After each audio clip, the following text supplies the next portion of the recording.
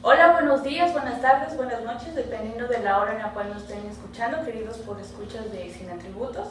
En esta ocasión estamos con el doctor Stefan Ganter para hablar del libro Marxismo Crítico en México, Adolfo Sánchez Vázquez y Bolívar Echeverría, editado por la editorial Fondo de Cultura Económica, a la cual también queremos agradecer por habernos otorgado un ejemplar y poder realizar esta entrevista. Bueno, este libro se presentó una primera redacción en 1997 para que usted obtuviera el grado en doctor en la Universidad Johann Wolfgang Goethe en Frankfurt. Y bueno, sí, los asesores fueron Alfred Schmidt y el doctor también Johann Hirsch. ¿Nos puede contar cómo fue este proceso en el cual pues no se conocían ni Bolívar Echeverría ni Sánchez Vázquez, sus aportaciones teóricas en Alemania, y usted llega a presentar pues el trabajo o la trayectoria de estos dos autores, filósofos marxistas? ¿Cómo fue esta recepción por parte de en Alemania? Sí, bueno, es que en verdad todo empezó en 88 cuando vine una primera vez a México y tomé también ya algunas clases en la UNAM. Y me di cuenta, ¿no?, de la riqueza del debate en ese entonces aquí en la Facultad de Filosofía y Letras, ¿no? Porque el debate sobre cuestiones de la filosofía no pro-capitalista, para decirlo, para la teoría crítica y para el marxismo no dogmático, en Alemania ya había sido muy pobre, digamos, o muy limitado. Había una que otra cosa todavía, pero ya no había un debate amplio. Mientras aquí en la UNAM y en otros espacios en México encontré este debate, y sobre todo de esos autores, ¿no? Adolfo Sánchez Vázquez y Bolívar Echeverría. Entonces me llamó mucho la atención esto. Entonces cuando regresé a Alemania y cuando ya empecé a registrar mi tesis de doctorado, les propuse, ¿no?, eso, que podría ser una tesis sobre el marxismo crítico en México, sobre todo concentrado en esos dos autores. Y claro, y la reacción, en verdad, digamos, de esos dos que mencionaste, ¿no?, Alfred Schmidt, que era mi asesor, y Joachim Hirsch, que luego el segundo lector cuando el proyecto estaba más avanzado, reaccionaron muy positivamente, ¿no? Y aun si no los conocían, les traje todo un montón de libros, ¿no?, para que vean que es cierto, que yo no estaba inventando eso, que es algo real y son autores que han producido, que están debatiendo, que están, digamos, son leídos, que hay textos sobre ellos, etc. Entonces, la reacción de Schmidt era positiva aparte de esto. Dije, es obvio que son autores importantes. Revisó un poco sus textos. Él no sabía español, pero sí sabía latín y francés y varios otros idiomas. Entonces él decía, no, sí vale la pena. Donde sí era más difícil en el consejo de la facultad, ¿no? En Alemania cada uno de los temas de un proyecto de tesis de doctorado no se aprueba solamente a nivel del posgrado, sino a nivel de todo el consejo de la facultad, y muchas veces, o a veces, se discute ahí, ¿no? Y Jürgen Habermas estaba en este momento en el consejo de la facultad y él se opuso al tema porque él estaba convencido, y decía eso en el consejo, que todos los autores filosóficos del mundo relevantes los conoce, ¿no?, por lo menos su nombre, algo de esos textos. Como él no solamente no había leído nunca nada ni de Sánchez Vázquez ni de Bolívar Echeverría, y mucho menos, digamos, trabajado seriamente esos autores, y ni siquiera conocía sus nombres, él estaba convencido que es una alucine mía, ¿no? Que son autores que a lo mejor localmente tienen alguna relevancia, pero a nivel internacional, digamos, no pueden tener relevancia, porque si la tuvieran, él Habermas los conociera, ¿no? Esta fue un poco su lógica. Y bueno, lógica entre comillas. Entonces eso puso. Por suerte, los autores, digamos, o los maestros más bien de la línea más de la filosofía analítica, ellos eran más abiertos. Fue muy interesante que esto pasó, ¿no? Había unos autores de la línea de la filosofía, de la lógica, no sé, moderna, etcétera, que no les interesaban, que eran muchos los temas que propuse, pero tampoco estaban en contra, ¿no? Y además, como yo de alumno en los primeros semestres se me hacía muy fácil la lógica, los conocía, ellos me conocían muy bien porque en la prepa me costó mucho matemáticas, etc. Entonces a mí las clases de lógica se me habían facilitado mucho, entonces me recordaban muy bien como buen alumno de lógica, aunque me dedicaba a otra cosa. Entonces entre las dos cosas, y también influía que en ellos no se llevaban muy bien con Habermas. Entonces el argumento de Habermas, luego se dieron cuenta que es un argumento absurdo. Entonces yo nunca había hablado con ellos sobre el tema, pero ellos me apoyaron en el consejo, fue algo espontáneo, no fue preparado. Y entonces entre ellos y Alfred Schmidt o gente cercana a Schmidt, entonces aprobaron el proyecto en contra de Habermas y sus seguidores. Había ya toda una parte muy fuerte del consejo con Habermasianos. Hoy en día son todos, hoy en día Frankfurt es 100% Habermasiano. Hoy en día sería imposible hacer una tesis así allá. Pero en ese entonces, por suerte, todavía no todos eran Habermasianos y era todavía posible, ¿no? Entonces, y se daban, como a veces pasa en la vida, se daban esas alianzas a lo mejor sorprendentes y se aprobó el tema, ¿no? Pero digamos, Schmidt me apoyó desde el inicio y Hirsch, que no estaba en el consejo porque es de otra facultad de Ciencias Políticas y Sociales, entonces él posteriormente entró como segundo lector. Pero a ellos luego cuando entregué las primeras partes escritas, se dieron cuenta, ¿no? Que era el alemán, no se dieron cuenta que efectivamente es muy importante la discusión que están proponiendo Sánchez Vázquez y Bolívar Echeverría. Y eso también se empalma muy bien con los dos objetivos principales que mencionas en el libro, ¿no? Uno de ellos es aportar a la discusión marxista no dogmática y también pues romper con el eurocentrismo y tanto, pues como bien lo comentaba de Habermas, que decía, bueno, si no se conoce aquí, no es de mayor relevancia, ¿no? Eso también pues va muy bien con los objetivos, ¿no? de este libro. Sí, claro, sí, el segundo objetivo que mencionó era esto, justamente demostrar que a lo mejor parece absurdo desde México que es necesario demostrarlo, pero en Alemania era necesario demostrar que existe un debate filosófico serio, por ejemplo en la UNAM o en otras instituciones de América Latina y de México, por supuesto. Entonces, digamos, aquí es obvio, yo creo, pero allá tiene una idea tan simplona y tan reduccionista. En el fondo, es neocolonial de América Latina. Para ellos, América Latina es un continente lleno de pobres, ¿no? Gente que se mata entre ellos, volcanes que explotan de vez en cuando, terremotos que destruyen casas. Son las noticias que allá llegan, ¿no? Aquí puede haber un evento inmenso en la UNAM, del tema que sea, no llega ni una línea de esto, llega a los periódicos de acá, de allá, ¿no? Y mientras, por ejemplo, los terremotos, a veces me entero de los terremotos en la Ciudad de México antes por la prensa alemana que la mexicana. A veces la checo en internet, porque inmediatamente sale la noticia. Entonces tienen una idea, digamos, catastrófica, ¿no? De América Latina, o tal vez las playas, ¿no? Las bonitas playas, ¿no? Entre catastrófica y exótica, ¿no? Pero que pueda haber un debate filosófico serio, no se hace ni catastrófico ni exótico, entonces no tiene ningún interés, ¿no?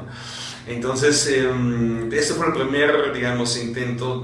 Claro, en un tema delimitado en general no se puede demostrar eso. En el tema que a mí me interesaba y me sigue interesando, que es el marxismo crítico y su relación con la teoría crítica, ¿no? Inspirado en la Escuela de Frankfurt, demostrar que en este campo de discusión que es en el cual yo me muevo, hay, que no es el único, pero también hay una aportación filosófica muy importante desde América Latina, desde México, en este caso concreto desde la UNAM, ¿no? Entonces, esta fue una idea, como bien dijiste, ¿no? Y la otra fue, claro, al mismo tiempo aportar algo a este campo de discusión que a mí me interesa, ¿no? Porque estaba yo convencido y sigo convencido que en Europa el debate filosófico está muy agotado, ¿no? Que tiene que ver con la situación social, ¿no? Europa en términos sociales es un continente muy agotado. Hay uno que otro movimiento en el sur, que en Grecia, en Italia, pero si ves en general el mapa político, Europa va cada vez más a la derecha, ¿no? En Francia ya el partido es más fuerte. Las últimas elecciones, las europeas, ha sido el partido de Le Pen, ¿no? Un partido abiertamente de extrema derecha, y hay una tendencia parecida en casi toda Europa. Entonces obviamente eso no es un contexto muy bueno para un debate filosófico crítico, ¿no? Es una locura allá.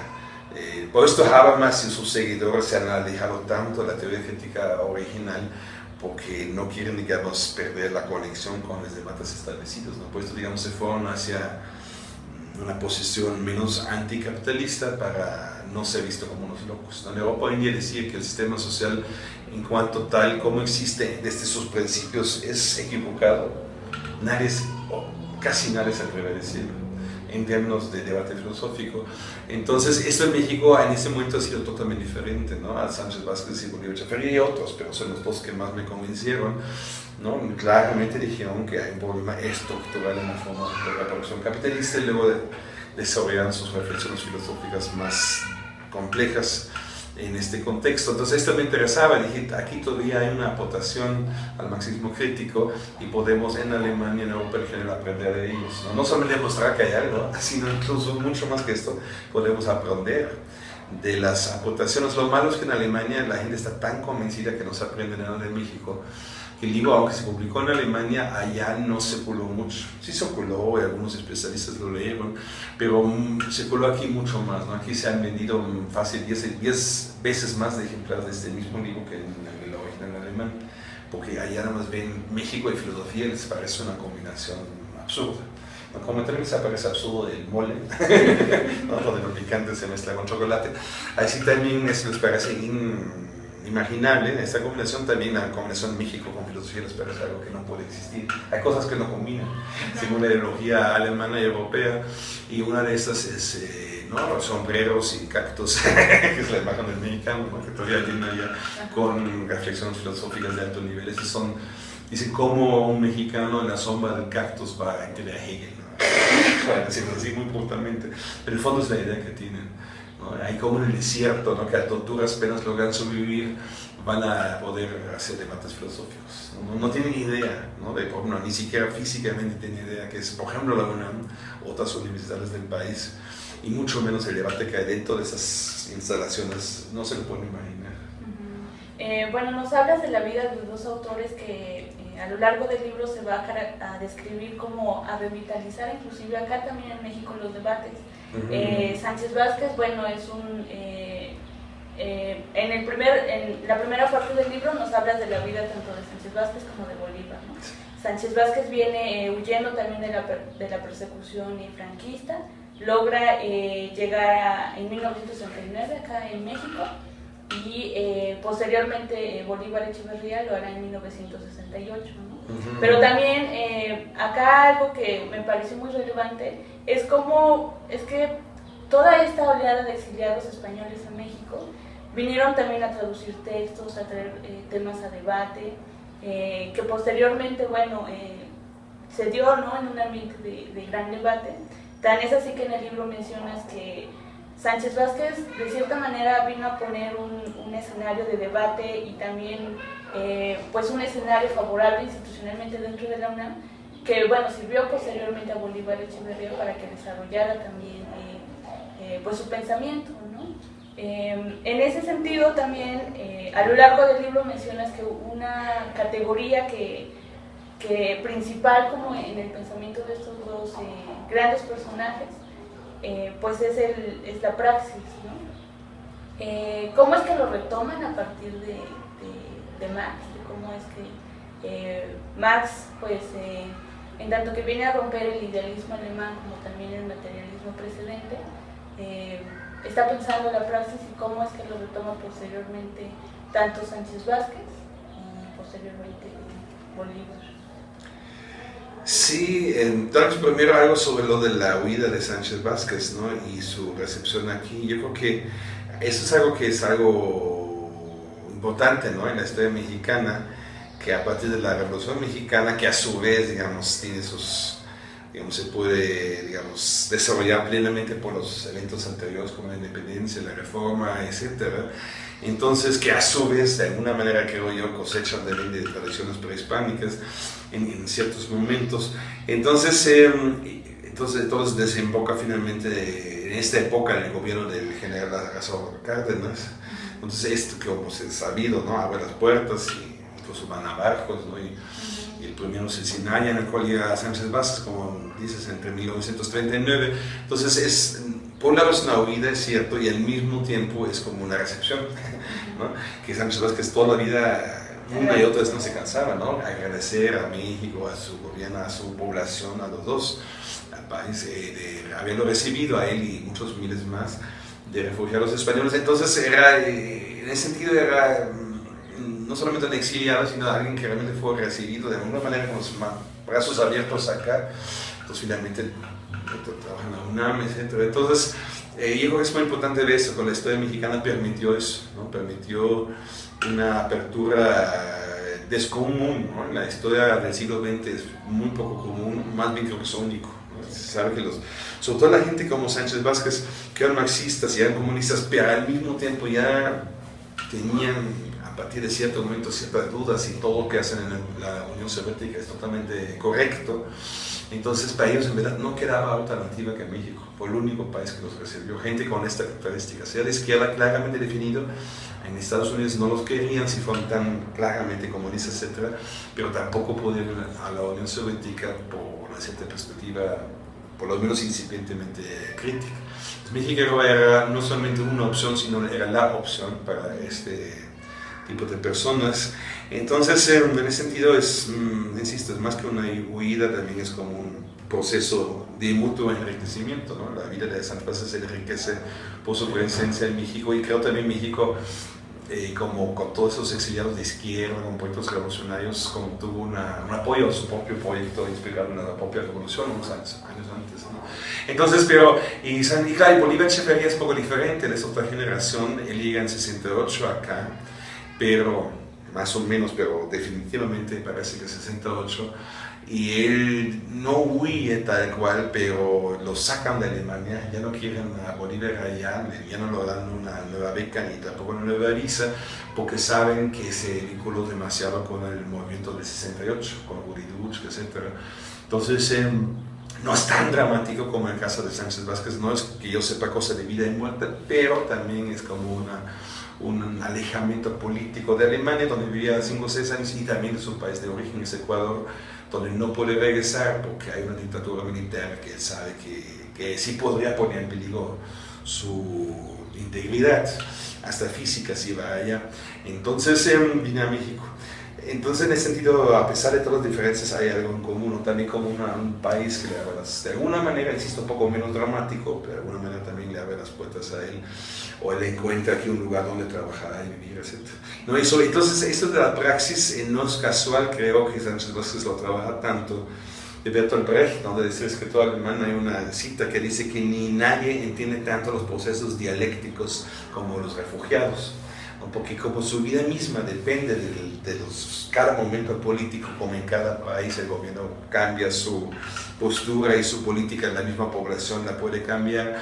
Entonces él sabe, o los refugiados saben, y también pues los Sánchez Vázquez saben, ¿no?, que los procesos siempre están, digamos, al filo de la navaja, siempre pueden cambiar de un momento al otro, en cambios mínimos los sabe interpretar como anuncios de un cambio grande, etc. Entonces la praxis, digamos, tiene que ver con eso, el concepto de praxis, ¿no?, que esa es la idea, en el fondo, que los procesos políticos no se hacen de arriba, para decirlo muy sencillamente, ¿no?, que es una idea equivocada que los líderes del Partido Comunista, por ejemplo, o de otro partido, el partido que sea, o algún jefe de gobierno, algún jefe de alguna institución, que ellos tomen las decisiones, ¿no? En el concepto de praxis se anula eso. En el concepto de praxis se diría que la praxis es un proceso colectivo, por un lado, y al mismo tiempo influye en la capacidad reflexiva y también de participación hasta física de cada uno. La praxis es algo de todos, no de algunos líderes o representantes, algo así, sino es algo incluyente. Entonces, esa es justo la parte sospechosa del concepto de praxis. Puesto no les gusta esto ni a los procapitalistas y tampoco a los pro-estalinistas, porque tiene muchas diferencias, pero en lo que están de acuerdo es que los líderes deben decidir y las masas deben seguirles ciegamente. Aunque los hoy en día hablan mucho de democracia, en el fondo piensan eso, ¿no? el discurso democrático, en el fondo no ha cambiado esta visión de unos que están arriba. Si llegan ahí democráticamente o no, en el fondo no cambia el esquema y siguen adelante y los otros los siguen, digamos, van hacia adelante y las masas los siguen ciegamente. Entonces, el concepto de praxis es al revés, ¿no? De alguna manera, ahí los procesos siempre, no muchas veces, sino siempre, por definición, vienen desde abajo. Y lo único que hacen los de que supuestamente están arriba es como tratar de fingir que ellos están los que están en la vanguardia.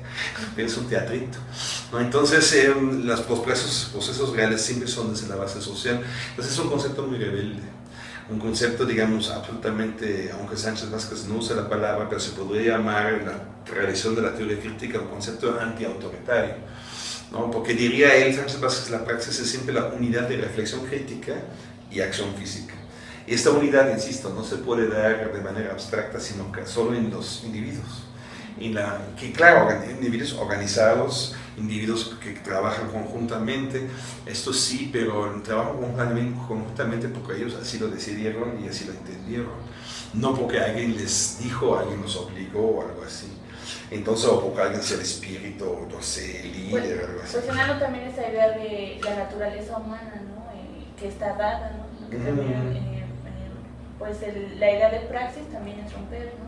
Claro, sí, exactamente. Si hay un concepto de praxis, si hay naturaleza humana, más bien la praxis humana construye varias cosas. Supone lo que dije, la sociedad y sus formas de reproducción, y lo que tú dices, la autoconstrucción, ¿no? Cada acto de praxis también me autoconstruye a mí, ¿no? Yo en mis actos de reflexión y al mismo tiempo actos físicos, materiales, estoy construyendo también a mí mismo o a mí misma. Entonces, en ese sentido no hay una naturaleza humana fija, sino yo en cada momento tengo la capacidad de tomar una decisión diferente al día anterior y actuar de otra manera. Y mi supuesta naturaleza la puedo desvanecer en este momento. Claro, hay ciertas constantes como la necesidad de comer, etc., ¿no? Pero son muy pocas. En el fondo, lo que es incambiable hay dos, tres cosas, ¿no? Hay que tomar líquido, etc., ¿no?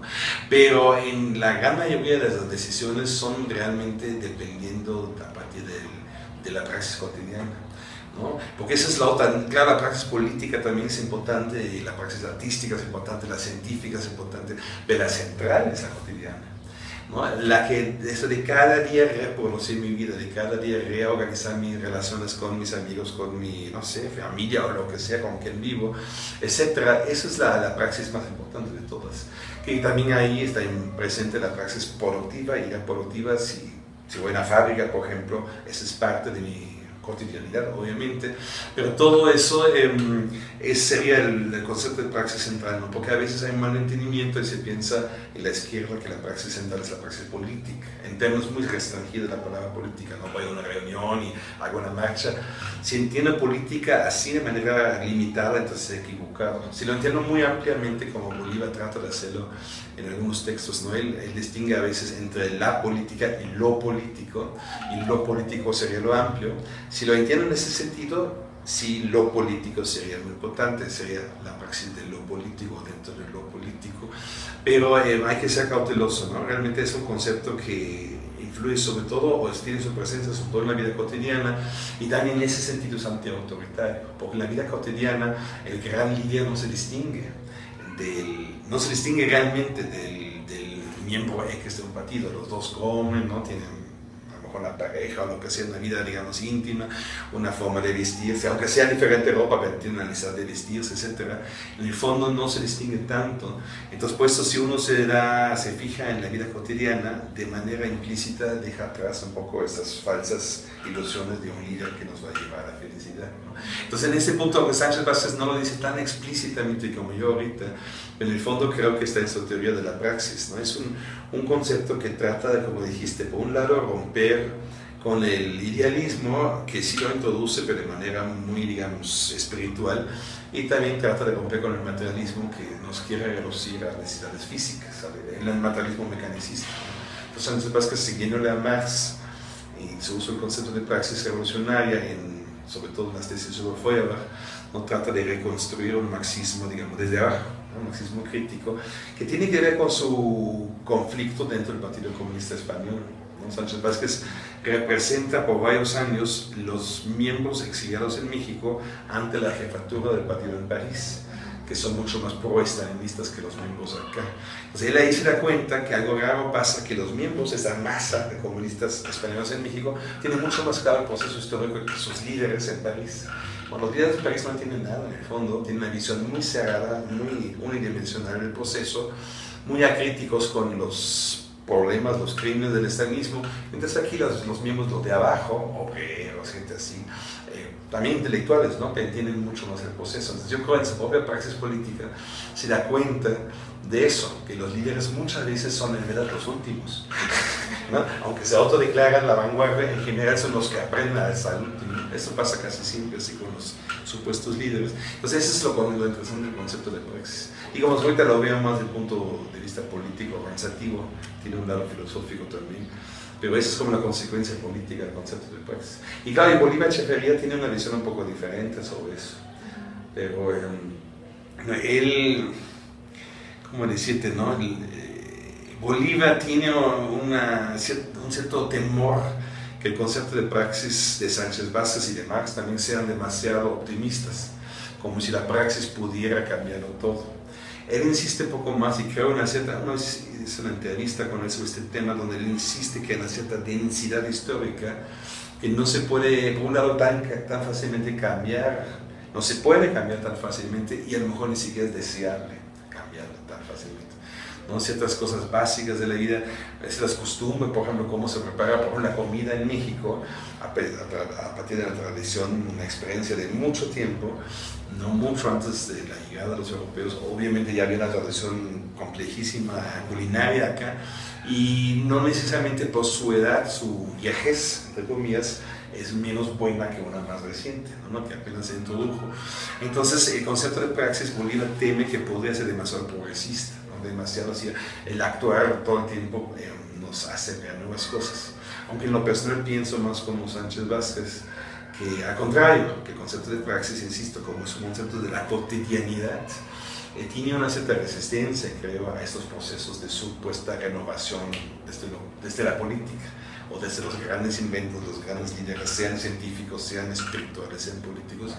Él diría, aunque tengan ideas maravillosos, estos líderes, igual lo que hace la gente en su cotidianidad, puede ser mucho más sabio, ¿no?, puede ser mucho más fuerte. Entonces, en fondo creo que, aunque a primera vista su concepto es diferente que el de Sánchez Vázquez, en el fondo tienen la misma, digamos, cautela con esos fanatismos de los supuestos gurús, supuestos iluminados, etc. Los dos no creen en eso. Sí, claro. Algo que es claro es que ellos tratan de romper con el marxismo dogmático, también criticar de esta reducción de igualar el marxismo-leninismo, ¿no? Ellos van directamente a leer a Marx y a partir de ahí desarrollan ya su pensamiento, ¿no? Sí, exactamente. Y dentro de Marx tratan de ver esas contradicciones. Marx, como todos los grandes autores filosóficos, es contradictorio. No, los que son planos y tienen una sola teoría siempre son de sospecharse, porque ya ahorita eliminaron todas sus dudas para llegar a esta claridad. Y Marx no, Marx sabe que como vivimos en un mundo contradictorio, la filosofía buena necesariamente es contradictoria, no como un juego, no que nos divierte hacia hacer tesis, antítesis, etc. No es eso, sino porque sabemos que todavía no estamos en un nivel de verlo con más claridad, porque es tan caótica, tan contradictoria nuestra realidad social y económica, etc., que no hay la posibilidad, nuestro cerebro no da para una visión, digamos, unilateral. Entonces, por eso se dan cuenta que también Marx mismo está en este problema. Es un problema, por supuesto sería preferible tener una visión más clara, más así, fácil de explicar, ¿no? Si es más bonito, ¿no?, explicar las dos cosas en 5 minutos que tarda hace años, ¿no?, como Marx con su Capital, que tardó más de 20 años para hacerlo. Entonces, por supuesto, sería más divertido hacerlo en 1 año en vez de 20, pero no es, insisto, no es porque le gusta estar sentado todo el tiempo en la Biblioteca Nacional de la Británica, ¿no?, en Londres, no es esto, sino se da cuenta que no hay de otro.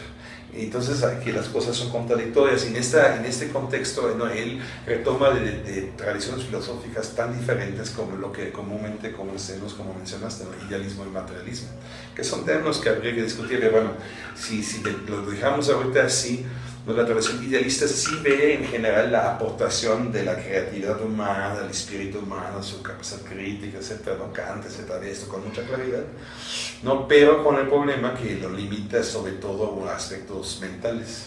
Mientras la tradición materialista ve el problema de eso, ve que hay una presencia física en nosotros en el mundo, ¿no? Sino cómo, etc. Simplemente no puedo pensar, para decirlo así,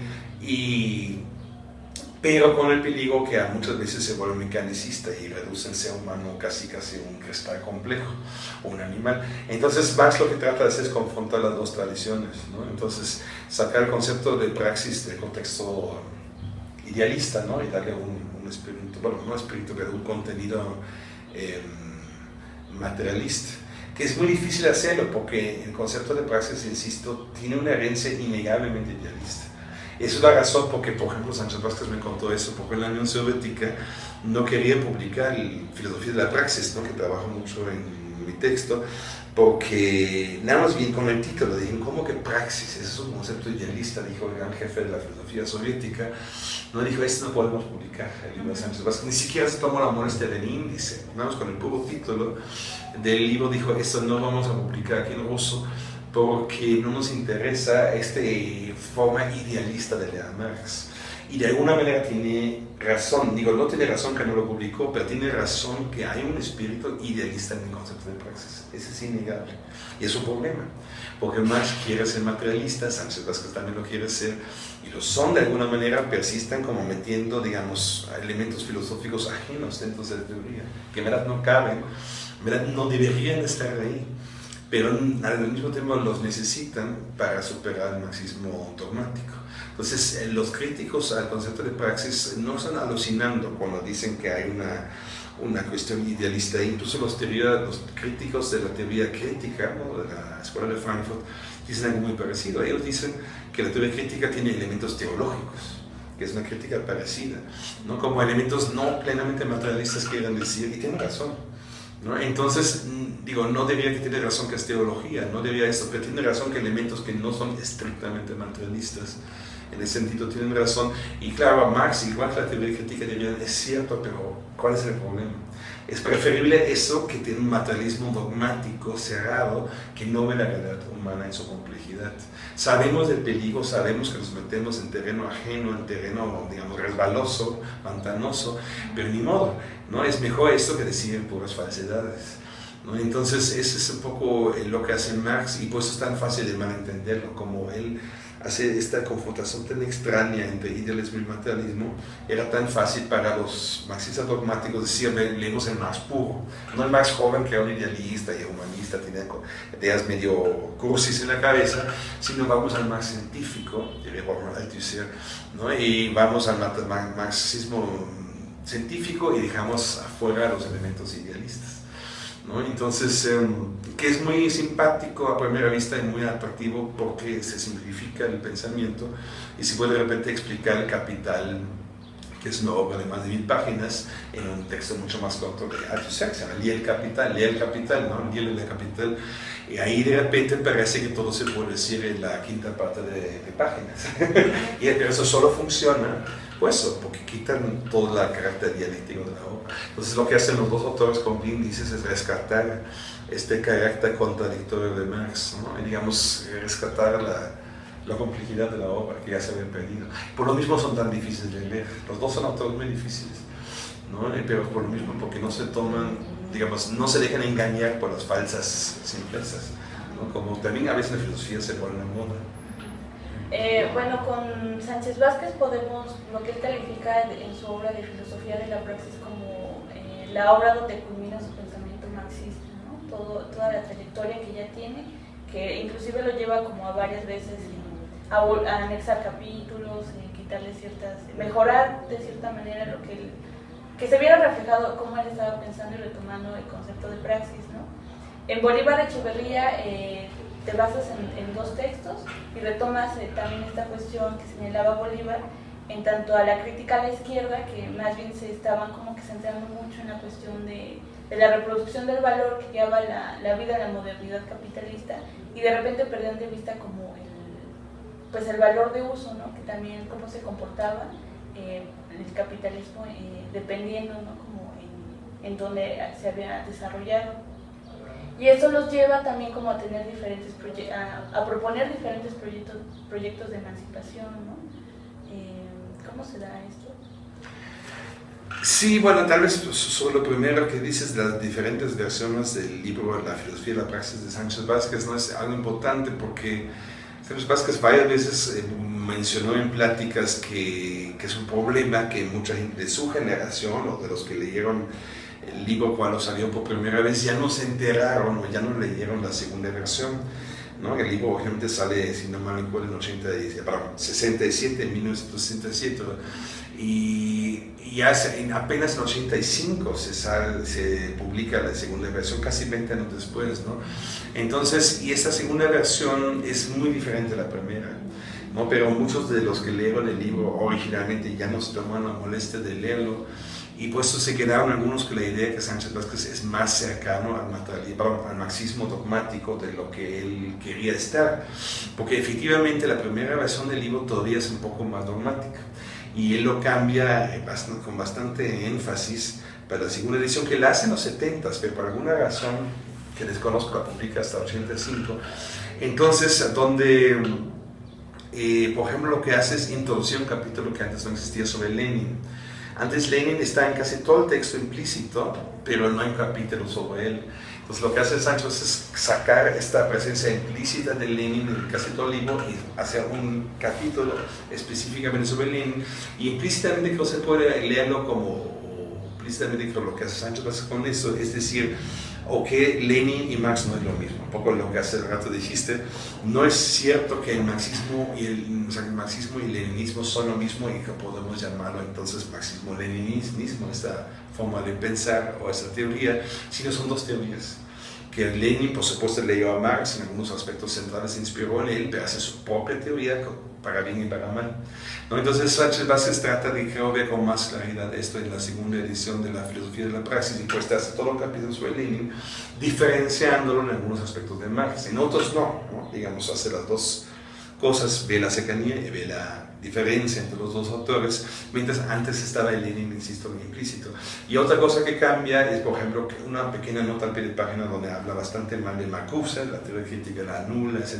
Entonces también una visión un poco simplona que rápidamente expresa hacia la teoría crítica, se da cuenta que no está bien trabajada y mejor la saca. Digo, esto no lo amplía ni nada, simplemente elimina esta nota, pero es parte de este trabajo de, digamos, darle más seriedad filosófica al texto, ¿no?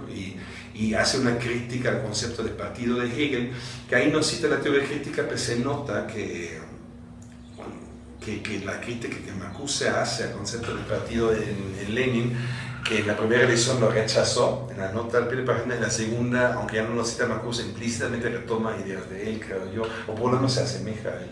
No sé si lo retoma, pero hay una cierta paralelidad de repente. Ese es como, son cambios importantes y algunos más en el mismo sentido, alejarse del marxismo dogmático. Y de Bolívar Echeverría, si tienes toda razón, él trata de alejarse de una cierta fijación simplona que había en el marxismo dogmático, y hasta hoy esta edición que redujo toda la cuestión del valor, ¿no? Y con esto a la plusvalía, que a primera vista es bueno hacerlo porque hay que criticar la explotación, ¿no? Hay que criticar, siendo marxista, siendo anticapitalista, no le queda otra a uno que criticar la explotación que se hace en este sistema económico a partir de la plusvalía y su forma de extraerla. Pero Bolívar diría, eso no es suficiente, ¿no? Hay que ampliar el debate y hay que ver que hay diferentes maneras de extraer la plusvalía, diferentes maneras de producir y también de consumir, y los valores de uso en cada región del mundo son diferentes, ¿no? Entonces, lo que un poco superficialmente se llama cultura, él diría, es un concepto, después otros textos él mismo lo retoma, pero originalmente casi no habla de cultura, diría lo que llamamos con cierta simpleza cultura, en el fondo es un aspecto de la reproducción cotidiana. En cada zona del mundo se producen y consumen otros valores de uso. Ese es lo central de la cultura, no tanto si creemos en un dios o otro, o si tocamos violín desde otro instrumento. Esos son derivados que pueden ser muy interesantes, muy sofisticados, el mismo lenguaje también, pero son derivados. Y no es para disminuir su importancia, pero no son el centro del problema, ¿no? de la llamada cultura, entre comillas, mejor dicho, la vida cotidiana. Entonces, la vida cotidiana, lo decisivo es el valor de uso. No es lo mismo si siembro y como maíz o si siembro y consumo trigo, por ejemplo, arroz. Papa, estas son cosas muy diferentes que definen después una gran parte de mi vida cotidiana, ¿no? Como siembro, cómo organizo mis ciclos agrícolas, cómo organizo la misma tierra, la repartición, cómo estoy usando el agua, todo eso tiene que ver con qué estoy sembrando. Entonces, y la misma organización en tal o tal forma de convivencia, depende o está vinculado en gran medida con la manera como estoy sembrando y comiendo y cosechando. Entonces, y luego en otras formas más industrializadas de producción pasa en el fondo algo parecido. Entonces, este sería por el argumento de Bolívar Echeverría. Este lado, el valor de uso, es algo que nos hace ver que no hay un solo desarrollo capitalista, donde algunos países están avanzados y otros atrasados, como comúnmente se dice también en el marxismo dogmático, sino hay desarrollos paralelos, ¿no? Donde hay diferentes tipos de sistemas de signos, que son muchas formas, hay de sistemas de signos, uno es el idioma, otro es el arte, pero el central sistema de signos son los valores de uso, la producción de ellos y su consumación. Eso es donde realmente se significa el mundo, más que en mi forma de inventarme dioses o no sé, o leyes o lo que sea, sino cómo estoy sembrando, cómo estoy produciendo, cómo estoy comiendo. Eso me define mucho más que lo otro. Entonces, en ese sentido, él trata un poco de sacar el egocentrismo del marxismo, ¿no? Porque si estoy nada más fijado en el valor, automáticamente pienso que los países más productivos en términos del Producto Interno Bruto son más avanzados, ¿no? Porque producen más valor y más plusvalía, y los que producen menos son atrasados. Punto. ¿No? Mientras si veo también con cierta importancia el valor de uso, entonces me doy cuenta que aunque a lo mejor el Producto Interno Bruto de México per cápita es menor que en Alemania, hay una riqueza, digamos, de comida, por ejemplo. Es un tema que Bolívar siempre usa como ejemplo, y eso no es casual esto, la comida ahorita es central para nuestra reproducción, es obvio. Entonces, sería absurdo decir que la tortilla está más atrasada que el pan blanco. Es absurdo. No es simplemente, son dos formas paralelas de desarrollar sistemas de signos, sistemas de convivencia, sistemas de reproducción cotidiana, que no se pueden valorar de esta manera, ¿no? Simplemente son diferentes. Entonces, en ese sentido, el valor de uso ayuda a Bolívar, creo yo, a frenar la influencia del positivismo en general y sobre todo el egocentrismo, que es como una variante del positivismo, ¿no? Con esta fijación simple en el progreso, ¿no? Para frenar eso dentro del marxismo sin dejar atrás la teoría de Marx, ¿no? Sin tampoco pues encerrarse en un culturalismo barato, que sería el otro peligro, ¿no? Como defender simplemente la cultura latinoamericana o nuestra americana, o como se llame, como supuestamente superior, así abstractamente. Eso tampoco lo hace. Se dice, no, sí hay que guardar cierta idea de universalidad tipo Marx y al mismo tiempo ver los valores de uso, o algo así trata de Bolívar Echeverría. Igual la pregunta era sobre los proyectos de emancipación que cada uno proponía, en tanto que Sánchez Vázquez y el concepto de praxis que desarrollan habla, ¿no?, sobre la intervención del sujeto. Y para Bolívar, en el libro se menciona que lo ve un poco con escepticismo, en tanto que no se puede dar así, ¿no?, nada más. Y más bien él como que centra la atención en la enajenación, ¿no?, que ve ahí como posibilidades. Sí, sí, ¿cómo decirlo? Claro, Sánchez Vázquez, como bien dices, ¿no? Él piensa que la emancipación se puede dar a partir de eso, a partir de una praxis cotidiana y política y reproductiva, etcétera, etcétera. Praxis de verdad, ¿no? No puedo actuar, eso no es praxis para Marx ni para Sánchez Vázquez, sino lo que dije hace rato, siempre la acción combinada directamente con la reflexión crítica de cada uno, ¿no? Esa es la praxis. La praxis en ese sentido sí es la base de la emancipación. Y tienes razón que Bolívar Echeverría es un poco más escéptico, porque diría que a lo mejor la cosa es más compleja todavía, ¿no? Él ve más el lado de las tradiciones, más el lado de las herencias, más el lado insisto, más tarde se usa cada vez más el concepto de la cultura. Habría que verlo porque introduce este concepto, pero digamos de esta cosa, digamos, que no es tan fácilmente cambiable, que tiene, digamos, como es tan presente en las cosas más finas de la vida cotidiana, Aún en una revolución, mexicana, obviamente no cambia la comida, la gente sigue comiendo tortilla, por ejemplo. Parece algo obvio, pero no lo es, ¿no? Porque él diría, hay cosas que no se pueden y ni siquiera es deseable que se cambien con la revolución. No son cosas que son como no constantes, sí tienen procesos de cambio, pero muy lentos, y además hay que ser muy cauteloso. Por ejemplo, la tradición laísima y muy vieja y muy buena, la tortilla, no tendría sentido de cambiar. Los que sí quieren cambiarla son los de Maseca, ¿no? Ellos dicen la tortilla se puede hacer mucho mejor, no tan complicado con el proceso de instalación, etc. Lo hacemos en la fábrica, ¿no? Ellos dicen nosotros sí somos los verdaderos revolucionarios y dejamos atrás un proceso medio rancio, medio atrasado, medio lento, lo hacemos 3 veces más rápido. Quiero decir 3 veces más barato. Y entonces en Bolivia diría de alguna manera los revolucionarios en los procesos de valor de uso son los capitalistas. Ellos lo quieren revolucionar para hacerlo más barato, quiere decir para ganar más. En ese sentido hay un cierto, él no dice así, pero se podría llamarlo conservadurismo. Ese es lo raro en la teoría de Bolívar, pero ahí se parece a Benjamin, que es como un tradicionalismo revolucionario, bueno, ¿no? O un marxismo con ciertos aspectos tradicionalistas, pero no en el sentido de, como le diría la derecha, que inventa tradiciones y luego las defiende, sino de las tradiciones de verdad, ¿no? Digamos, de verdad hay una tradición de siembra y con producción de productos a partir del maíz. Eso no es algo inventado, eso es algo materialmente existente, no está en la cabeza de alguien, es algo que está en la vida cotidiana de millones de personas desde hace mucho tiempo, ¿no? Entonces, en ese sentido, hay tradiciones que tienen razones por qué existen, no cayeron del cielo, no son invento de algún loco, sino ahí están por ciertas razones. Entonces, mientras los tradicionalistas de derecha inventan tradiciones, por ejemplo, dicen las mujeres desde siempre solo cuidan a los niños, que es una mentira, ¿no? Es que había una división de trabajo complejísima en sociedades precapitalistas. Entonces, es una ideología de derecha, inventa una tradición que nunca existió y luego la defiende, ¿no? Ese no es lo que quiere Bolivia, quiere la tradición de verdad, ¿no? Quiere esa diferencia, y se parece mucho a Benjamin, que también dice, ¿no?, que la verdadera lucha política no es sobre el futuro, diría Benjamin, sino es sobre las tradiciones, ¿no? Cómo se reinterpretan cada día de nuevo las tradiciones, ¿no? Claro, se puede reinterpretar de manera derechista o de manera emancipadora, siempre hay las dos opciones, pero hay que luchar en ese terreno. Bolivia entonces retoma un poco esta idea o la enriquece de Benjamin, ¿no? Y trata en ese sentido es cauteloso con el concepto de praxis porque lo ve en su interpretación es demasiado ingenuo. Yo tengo ahí mis diferencias, creo que él no al 100% retoma la radicalidad del concepto de praxis, Sánchez Vázquez cuando lo critica, ¿no? Creo, como dije hace rato, en el fondo creo ni siquiera son tan diferentes como a veces podría parecer a primera vista, solo que formulan,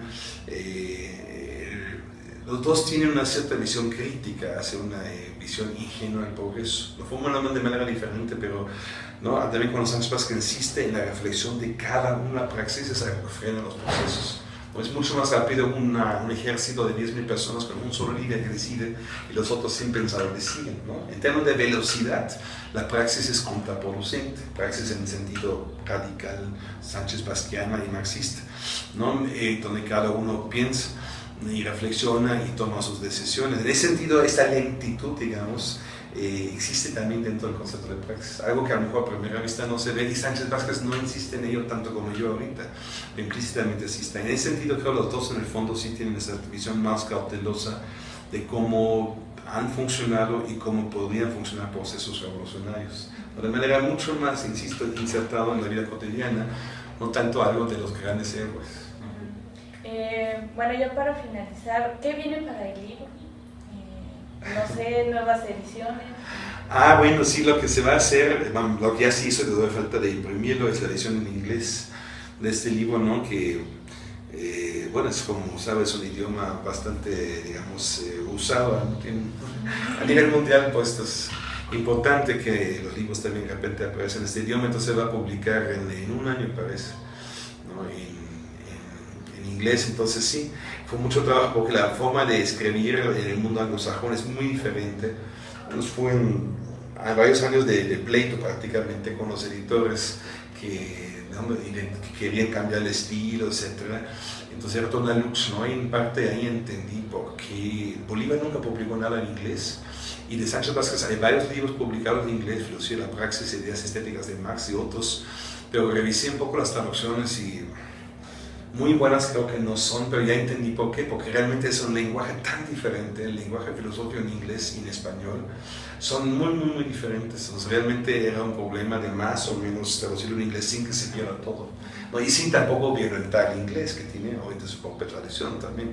Entonces, hacer este trabajo de traducción en sentido más amplio, la palabra es muy difícil y varias personas participamos. Yo mismo participé en eso y otros más, pero creo que más o menos ya se logró, pero sí fue como un pleito, fue difícil, ¿no? ¿Con qué casa editora va a salir el libro? Va a salir una que se llama Brill, que es una holandesa que publica en general en inglés, que es la más vieja de Europa, eso por lo menos me han dicho, y un año después se va a salir en Estados Unidos una editorial que se llama Haymarket. Ahí va a salir una edición más económica y Brill parece que son ediciones medio costosas. Bueno, pues agradecer por el tiempo que nos otorgó, y bueno, a los podescuchos recomendar la lectura del libro.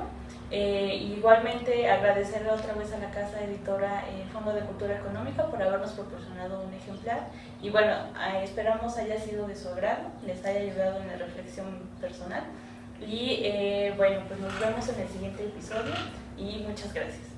Bueno, muchas gracias Sí. por la entrevista. Sí. Hasta luego.